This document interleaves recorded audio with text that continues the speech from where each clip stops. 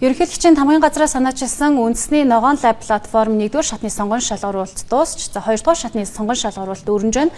Тус платформоор 3-р сарын 16-наас 4-р сарын 20-ны хооронд нийтдээ 135 төслийн санал бол хургуулсан байна. За энэ онд бол бэлчээр ба нүүдлийн мал аж ахуйн эрхлэгчдийн жил бол тохиож байна. За ийм учраас бэлчээрийн доройдлыг бууруулах, газрыг нөхөн сэргээх, за цөлжилттэй тэмцэх төслүүдийг бол тэргүүлэх чиглэл бол болгож байгаа юм байна. За техникийн үнэлгээний шатанд 30 төсөл шалгарч, за өнөөдөр бол танилцуулга хийлээ. За дээрээс 12 төслийг сонгож, эх 2 сарын хугацаанд сургалтад хамруулан, за төслүүдийг бол сайжруулахад туслана гэдэг мэдээлж байна. За ингэснээр COP17 бага хурлын үеэр тусгай арга хэмжээ зохион байгуулж, сайжруулсан төслүүдийг хөрөнгө оруулагчдад танилцуулахаар төлөвлөж байна.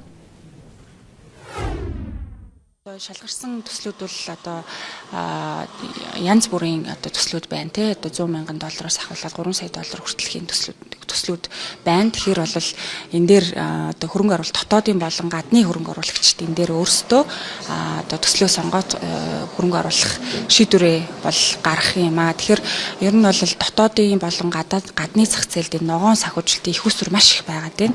Гэсэн хэдий ч нөгөө талдаа одоо төслүүдийн бэлэн байдал бас бүрэн хангагдсан байдал нь бол бас тутмаг байгаад байна тий.